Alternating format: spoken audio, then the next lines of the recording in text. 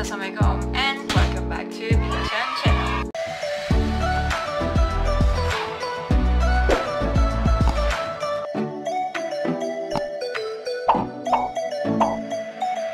So okay guys, untuk episod kali ni kita akan bawakan guest Japanese yang pernah muncul sebelum ni dalam episod aku pada last year kalau tak silap aku. Last year aku pernah invite dia untuk join dalam episod aku berkenaan tajuk kenapa dia berminat dengan bahasa Melayu, kenapa dia meminati dengan agama Islam. So aku invite semula iaitu Mariam Sanah, dan aku rasa korang pun mesti nak tahu apakah topik yang aku akan berbincang dengan dia pada kali ini. Aku nak bincang mengenai kenapa kadar kelahiran dekat Jepun semakin menurun. This topic actually aku quite interesting nak tahu juga. Kalau korang tahulah, sekarang ni Japan ada masalah iaitu kadar kelahiran yang semakin menurun. Benda ni daripada last year aku hari ni nak buat lah pasal berkenaan isu ni, tapi cuma aku nak buat video tu tak tahu bila yang sesuai untuk aku nak buat video berkenaan pasal isu ni. So that's why kita nak discuss isu ni bersama dengan orang Jepun sendiri. Mungkin orang Jepun sendiri lebih nampak keadaan tu sebab dia tahulah sebab bagaimana tentang negara dia. So that's why kita jemput hari ni Mariam Sanah untuk join lah dalam episod kali ni untuk membincangkan isu dan topik ni. So aku rasa korang dah tak sabar nak berjumpa dengan our guest kejap lagi. So okay guys, stay tune. Okay guys, sekarang kita dah bersama dengan guest kita yang dah lama tak muncul-muncul sebelum ni. So kita bawakan Mina-chan iaitu Mariam Sanah, dan dia adalah Japanese guest lah mengenai isu yang kita nak berbincangkan tentang kadar kelahiran yang semakin merosot dekat Jepun. Betul tak Mariam? Betul. Saya confirm ramai viewer mesti nak tahu kenapa kadar kelahiran dekat Jepun semakin merosot, termasuk saya pun. Saya pun a bit curious juga tau. Kita tahu tau Jepun ni salah satu negara maju, tapi at the same time kadar kelahiran pun semakin merosot. So macam kita nak tahulah kenapa boleh berlaku. Alam mana-mana negara buat isu, betul tak? Sama juga macam negara Jepun kan. So hari ni kita nak bertanyakanlah soalan-soalan ni kepada Mariam Sanah. So Mariam Sanah, dah bersedia belum? Okay, kalau Mariam Sanah dah bersedia, saya pun dah bersedia, anda pun dah bersedia, jom kita mulakan untuk episod kali ni. So soalan pertama saya, basic saja soalan ni. Kenapa kadar kelahiran dekat Jepun sekarang semakin berkurangan? Pada pendapat awak bagaimana? Saya rasa sebab yang paling besar kadar kelahiran menurun adalah sebab persekitaran atau environment besarkan anak tidak tersedia. Maksudnya, kalau kita nak besarkan anak di Jepun, ramai orang termasuk suami, isteri bekerja. Kalau nak besarkan anak pada waktu siang, tak ada orang yang menjaga anak. Jadi, bawa anak ke nursery. Tapi masalahnya, sekarang institusi tak cukup. Kita orang Jepun kena tunggu sampai ada kosongan untuk anak. Sampai ada kekosongan baru boleh masukkan anak. Betul. Kerja di institusi atau nursery pun tak cukup, dan institusi nursery itu saja pun tak cukup. So tak ada tempat mana orang jaga anak-anak. Majoriti lah, kebanyakan ibu bapa dekat Jepun, kalau mereka dah berkeluarga dan masih ada anak-anak yang masih kecil lagi, mereka akan hantar anak-anak mereka ke nursery lah.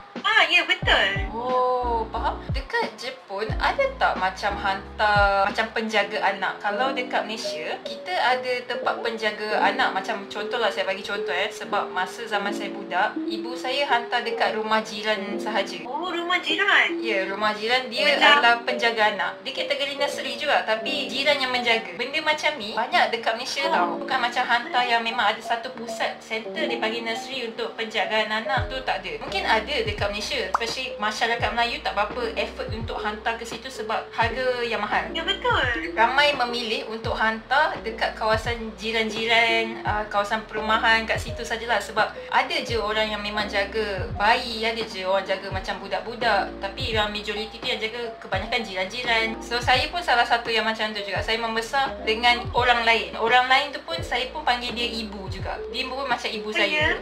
Benda ni banyak dekat Malaysia. Di Jepun ada fenomena macam competition untuk hantar anak-anak, sangat kompetitif. Tokyo, kita kena tunggu sangat lama untuk masukkan untuk hantar anak-anak ke nursery. Serius saya tak tahu. Kalau kat kampung, daerah kampung tak sangat kompetitif. Yalah, mungkin tak ramai orang kan. Betul. Nursery dekat Jepun ni, dia memang tak boleh hantar ramai-ramai. Dia ada berapa ramai saja boleh ambil. So kalau macam dia limit 100 orang, 100 orang saja. Ya, macam itu. Oh, baru tak boleh faham. ramai-ramai. Antara Yochien dan Hoikuen. Kalau Hoikuen, ramai ibu bapa bekerja sampai malam. Jadi pick up kami anak pun agak lambat.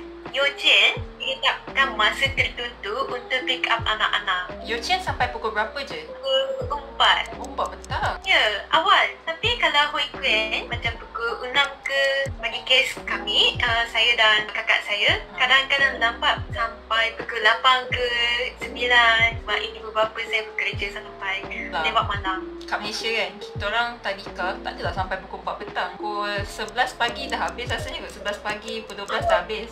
Oh, betul-betul. Serius. Kita orang pergi tadika, pergi belajar ABC, lepas tu rehat dalam berapa minit and then makan and then sambung belajar, main and then pukul 11.30 ke pukul 12 macam tu dah balik lah. Tu mungkin zaman saya lah, tak tahulah macam mana tadika zaman sekarang, tapi saya rasa tak ada beza kot dengan zaman saya yang dulu. Sebab sama juga sistem dia. Sebab benda tu dah lama, mana saya ingat dah. So kita akan pergi ke soalan 2. Apakah antara faktor-faktor penyebab berlakunya penurunan kadar kelahiran dekat Jepun? Saya rasa sebab kos hidup di Jepun sangat mahal. Jepun adalah satu negara maju antara di dunia. Jadi taraf kehidupan pun saya rasa tinggi. Tapi pada masa yang sama, kos hidup pun sangat tinggi. Jadi untuk membesarkan anak-anak, kita perlu duit yang banyak. Jadi mungkin nak besarkan anak pun turun sebab mereka risau tak mampu menjaga anak dan sebab kos hidup di sini tinggi. Dan faktor pemuda-pemudi ada kerisauan dari segi kos. Dan kos tertinggi paling disahkan kami adalah kos pendidikan. Selain daripada faktor yang sekarang Mariam bagi tahu, apa yang selain tu ada tak? Ada ramai pemuda-pemudi yang tak nak kahwin, tak fikir tentang perkahwinan sebab kami orang Jepun suka fokus kepada kerja. Termasuk dia. Contoh yang baik di sini.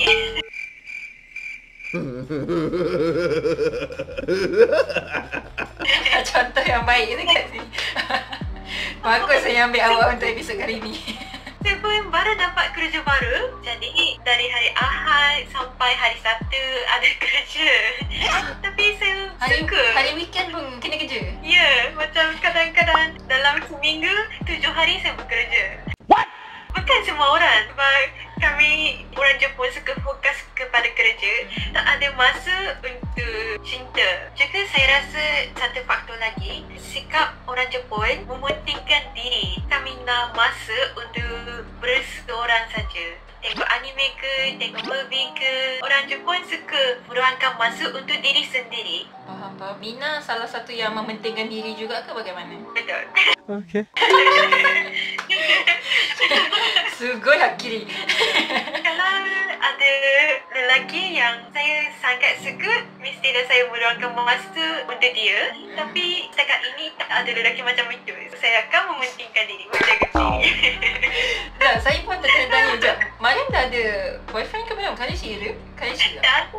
Oh tak ada, masih single Mariam. lagi lah kan? Okay guys, Mariam masih single lagi. So korang boleh saja komen kalau nak talk dengan Mariam Apakah penyebab golongan anak muda di Jepun pada masa kini tak berminat untuk berkahwin? Mungkin saya pun salah satu orang yang tak ada minat sangat kepada perkahwinan. Sebab kehidupan sekarang tak ada boyfriend ke girlfriend, pasangan hidup pun dah cukup seronok. Tak perlu tambah orang dalam kehidupan saya. No! No! No! Ada karya yang baru, ada kerja yang sangat seronok dan hobi pun saya banyak sangat. Jadi tak ada room untuk lelaki masuk dalam kehidupan saya. Oh my God! Sebab itulah kadar kelahiran dekat Jepun menurun. Ni salah satu faktor Mariam lah ni. Tak bertanya lah ni, Mariam ada tak berniat nak berkahwin in future nanti? Saya ada, memang ada. Memang ada, tapi untuk cari pasangan tu memang tak ada lah. Malas lah. My God, man! Terus kata malas weh. Mariam punya type lelaki lah kan? Adakah memang orang Jepun ke? Mariam jenis tak kisah nationality ke macam mana? Ikut orang, tapi yang tak kisah. Tak kisahlah. Maknanya orang Melayu boleh So korang mesti ada chance lagi. Boleh? Yes! Yes! Yes! Yes! Yes! Yes! Pada pandangan Mariam lah, wanita Jepun pada masa kini amat fokus dengan bidang kerjaya, betul tak? Nak membina orang kata build career kan. Perkahwinan ni adakah satu perkara mungkin tak dipandang oleh golongan pada masa kini, ataupun wanita Jepun lebih memilih pasangan untuk berkahwin, ataupun wanita Jepun ni tidak merasakan perkahwinan ni satu perkara penting pun kepada mereka? Memang ikut orang, tapi bagi saya tetap perkahwinan itu penting dalam kehidupan diri sendiri. Penting tu penting, tapi susah nak kahwin. Itu satu hakikat. Susah nak kahwin tu adakah disebabkan kos perkahwinan yang tinggi, ataupun memilih pasangan yang tinggi? Macam mana? Kalau kes saya, mungkin memilih pasangan susah. Saya nak orang yang high spec. Why are you doing this to me? Why are you doing this to me? High spec. Kalau dah kahwin, ramai orang fikir tentang besarkan anak juga kan. Tapi membesarkan anak di Jepun, sekarang kos pun tinggi dan responsibility pun tinggi. Dan orang Jepun suka mementingkan peribadi. Orang malas nak fikir tentang berkeluarga. Ramai wanita pilih relationship mereka stay sebagai boyfriend dan girlfriend. No wonder lah kebanyakan dekat Jepun banyak lebih kepada partner sahaja kan. Diorang banyak stay as a partner, not as husband and wife, betul tak? So kalau macam untuk kos perkahwinan dekat Jepun, lebih kurang berapa average? Kos itu majlis perkahwinan ke pindah rumah itu saja. Kos perkahwinan itu memang mahal. Yang kemangga. Tapi ada yang pilih tak buat majlis perkahwinan sebab itu tak wajib. Tak wajib? Tak wajib. Macam mana perkahwinan orang Jepun? Dan saya tengok dalam drama tu tak betul dah sama ni. Isi borang dah hantar kepada pejabat. Alah, betul. Dia ada macam isi borang and then hantar kepada pejabat majlis macam tu lah kan? Like city council kan? Ya. Itu je ke cari marriage orang Jepun? Itu saja. Kalau nak minimize kos untuk perkahwinan, ada pasangan yang tak buat majlis perkahwinan. Hantar borang saja. Hantar borang saja. So kalau macam dah hantar borang saja pun kategori clarified yang dia dah kahwin lah. Betul, secara official. Secara official atas kertas dah married. Oh, baru faham. Negara Jepun amat terkenal sebagai budaya yang workaholic lah. Disebabkan ini juga, rakyat Jepun lebih memilih untuk build career semata-mata sahajalah. Bekerja lebih masa sampai tak ada masa untuk memikirkan soal untuk mencari pasangan dan untuk berkahwin. Adakah betul disebabkan workaholic juga punca penyebab kadar kelahiran di Jepun semakin menurun? Membuatkan ramai orang tak fikir nak berkahwin, fikir untuk ada relationship. Bagaimana tu? Bagus, ada contoh yang baik di sini. Saya sangat suka bekerja kan. Kerja sampai saya overwork, tapi cuma saya buat 2 jenis kerja, jadi sibuk. Saya rasa perkara ini satu faktor ramai orang tak nak kahwin cepat. Fenomena ini, saya rasa ini bukan faktor yang kadar kelahiran semakin turun. Dari zaman dulu pun sama. Ada yang buat kerja dari awal pagi sampai lewat malam, jadi tak ada masa untuk fikir tentang perkahwinan. Itu betul. Macam sekarang ni kan dekat Jepun, pada masa kini tak tahu zaman sekarang macam mana kan, amalan Zangyo tu masih ada lagi ke? Mungkin kebanyakan syarikat dah tak ada sangat benda ni. Seorang baik. Terima kasih kerana tanya. Keadaan situasi ini dah berubah dari zaman dahulu. Banyak syarikat berusaha untuk kurangkan Zangyo OT. Syarikat saya tak ada Zangyo. Kalau dah jadi waktu 6, semua orang dah keluar. Dah macam Malaysia pula. Tapi Malaysia kebanyakan sebelum pukul 6 orang dah caw keluar lah. Malaysia macam tu. Betul. Ini memang amalan budaya Malaysia punya style kerja. Kalau katalah kan, pukul 9 masuk kerja pukul 9 tu tak masuk kerja lagi. Betul. Ya. Tu tak tipu tau. Ini memang normal. Kebanyakan orang yang bekerja dekat Malaysia like that. Kat Malaysia kita ada 2 pembahagian. Satu kerja bawah kerajaan, satu kerja bawah swasta. Kerja bawah kerajaan dia biasa masuk pukul 8 pagi lah. Kalau pukul 8 pagi masuk pukul 9, pukul 10. Ada je yang macam tu. Tapi balik awal. Kalau kata balik pukul 5, pukul 4 dah balik lah. Bagus. Tak bagus sebenarnya. Ini bukan amalan yang bagus sepatutnya. Tapi memang kebanyakan culture Malaysia macam tu. Masuk kerja lambat, balik kerja awal. Saya pun ada baca satu artikel dan ada jugalah tengok satu video ni lah. Ada seorang lelaki Jepun ni, dia dah berputus asa untuk bercinta dengan manusia lah secara real life. At the end, dia berkahwin dengan karakter animasi which is Hatsune Miku. Ini pun salah satu kategori fictosexual kan. Lebihkan percintaan dengan karakter yang which is not exist langsung. Pada pandangan Mariam lah, adakah disebabkan perkara macam ni juga salah satu penyumbang penurunan kadar kelahiran dekat Jepun juga? Impact ada. Sebelum masuk zaman teknologi, memang dunia animasi ke dunia memang tak ada kan? Especially lelaki Jepun lah saya perasan. Diorang lebih banyak imajinasi mereka sahaja. Diorang dah give up sepenuhnya on manusia. At the end ada relationship bersama dengan fictional character sahaja. So benda ni macam something yang weird lah. Tapi it's good point. Sebab bukan orang Jepun pun cintai kepada animasi ke karakter. Ada ramai orang sangat suka atau menyokong idol ke karakter animasi. Kalau konsert idol ke pergi tengok animasi pun hati mereka dah puas hati. Kami orang Jepun panggil Oshi. Oshi adalah seorang karakter yang kita sangat suka, sangat sayangi. Ramai orang Jepun sekarang ada Oshi dalam diri sendiri. Tak payah ada boyfriend ke girlfriend sebab kita dah berpuasan. Ini pun satu faktor besar pemuda-pemudi tak rasa perlu kahwin. Yang ini quite new sebab saya tak tahu yang pasal this one Oshi thing. Ini macam fenomena baru. Okay, dekat sini saya ada baca satu artikel dekat CNN dan dia mengatakan negara Jepun adalah salah satu dalam dunia antara termahal untuk membesarkan anak. So, adakah perkara ini sebenarnya betul atau tidak dan berapa kos untuk membesarkan anak sahaja dekat Jepun?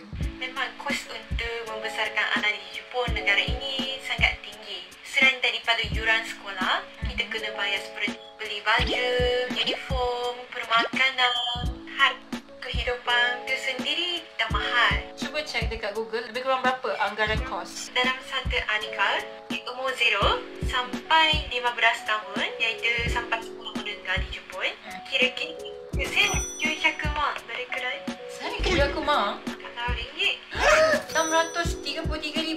Hari enak. Dia tak masuk akal lah. Mahal sangat lah. Bentuk kosong tahun sampai. kalau nak sampai universiti, kira-kira 2,500 won. Kalau 3,000 won. So, kalau 3,000 won, 1 juta. Ini ringgit. dari kecil sampai universiti. Termasuk yuran. Mahal. Patutlah. Anak muda kat Jepun tak nak berkahwin. No wonder sebab membesarkan anak sangat mahal dekat Jepun. It's natural. Patutlah. Adakah sekarang ni kerajaan Jepun mula berfikir untuk mengambil pekerja asing yang ramai di masa akan datang disebabkan kadar kelahiran di Jepun semakin menurun? Bagaimana? Adakah benda ni dapat menyelesaikan isu dekat Jepun atau tidak? Good question. Ini betul. Sekarang kerajaan Jepun berusaha menjemput orang asing di Jepun kekurangan pekerja di Jepun di industri. Jadi beberapa tahun lalu kerajaan Jepun dengan polisi dan sekarang kerajaan Jepun berusaha mencari orang asing. Selepas COVID, sekarang ramai orang asing masuk di Jepun untuk bekerja. Tapi ada masalah juga sebab bukan semua orang asing tahu budaya dan etika Jepun. Kadang ada masalah lokal. Contoh, di beberapa tempat ada di mana orang asing hidup bersama. Macam komuniti orang asing lah. Macam komuniti foreigner sahaja. Ya, contoh di Gunma Prefecture ada orang komuniti Brazil. Dekat area sana, masalah noise, Bunyi lah macam tu. masalah bunyi. Ya, pun di tempat awam kita kena Tak boleh terlalu bising. Ya, betul. Tempat awam termasuk dalam train, dalam bus, dalam public transport dan juga di street. Kita tak boleh bising sangat. Kadang-kadang orang asing suka bercakap bersembang dengan kawan-kawan, jiran dengan jiran. Atau mereka cuma tak tahu budaya Jepun, etika Jepun. Itu boleh jadi satu masalah. Tapi saya perasan lah, memang Jepun that kind of feel lah. Bising sikit pun dah kena complain. Betul. Selain daripada tu, apa pandangan awak macam terhadap pekerja asing bila masuk dalam Jepun? Adakah awak rasakan benda ini satu positif atau negatif? Bagi saya, perkara yang positif dengan orang asing yang bekerja dan hidup di Jepun, di rakyat Jepun pun dapat belajar macam mana kita hidup bersama dengan orang yang berlainan latar belakang. Bagi saya, satu perkara yang positif. Apakah kerajaan Jepun patut melakukan bagi meningkatkan kadar kelahiran semula? Langkah-langkah lah macam mana nak menaikkan semula kadar kelahiran dekat Jepun. Saya rasa menyusun persekitaran untuk membesar anak-anak diperlukan. Itu penting. Contoh, tambahkan jumlah nursery ke institusi penjaga anak-anak. Kalau bukan bentuk institusi, kalau ada tempat dalam syarikat di mana kita boleh menjaga anak-anak, itu bagus. Ada beberapa syarikat yang berusaha introduce tempat macam ini dalam syarikat. Actually kan, kat Malaysia banyak tau macam syarikat macam tu. Dalam satu syarikat, dia ada kat bawah tu ada tadika. Kat Malaysia dah banyak macam tu. Terusnya. Tempat kerja lama saya dulu, bawah syarikat tu dia ada tadika. So kalau macam ibu bapa nak cek anak, semua pergi bawah macam tu je. Tapi kat Jepun tak ada kan macam tu? Sikit Adalah tapi tak banyak lah. Tak banyak. Beberapa syarikat sediakan perkhidmatan begitu. Faktor yang merisaukan pemuda-pemudi tak nak bersalin atau besarkan anak adalah mereka pun nak kerja. Jadi kalau ada tempat mana kita boleh jaga anak-anak sambil bekerja, itu memang membantu. Okay, sekarang ni macam Mariam sendiri, Mariam enjoy tak dengan kehidupan Mariam yang sedia ada? Sangat. Hari-hari seronok sangat. Mungkin saya jenis yang boleh menikmati kehidupan diri sendiri seorang saja. Faham? Tapi bila saya ada kekasih, kehidupan saya lagi seronok. Dengar tu semua? Saya Dengar? Semua dengar? Apa yang Mariam cakap tu? Kalau ada kekasih, lagi seronok.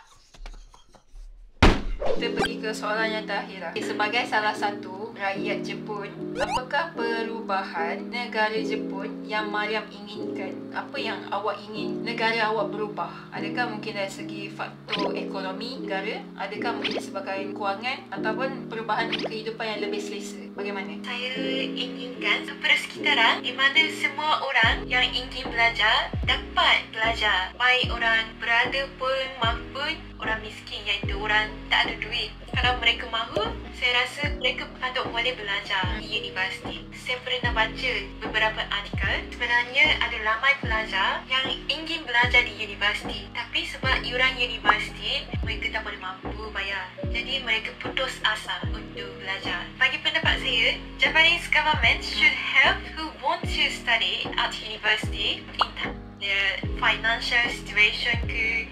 Japanese government should offer more help. Memberikan bantuan kepada rakyat Jepun yang mana yang memerlukan mungkin pendidikan ke, mana golongan Jepun yang orang kata tak mampu untuk masuk belajar. Betul. Yang apa yang saya nak cakap.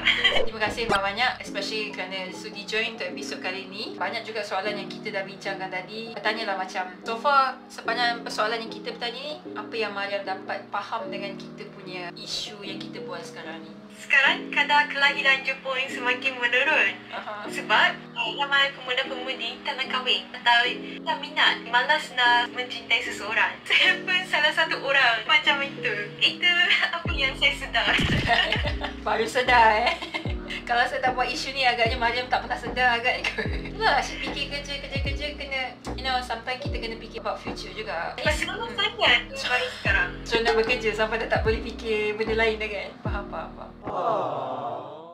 Terima kasih banyak, macam saya cakap tadi, terima kasih banyak kerana sudi join. Terima kasih kerana sudi sharing idea. Thank you so much untuk hari ni, Mariam. Terima kasih juga sama-sama. So, ada nak cakap untuk fans dekat Malaysia tak? Tolong sokong cinta saya. Love for me.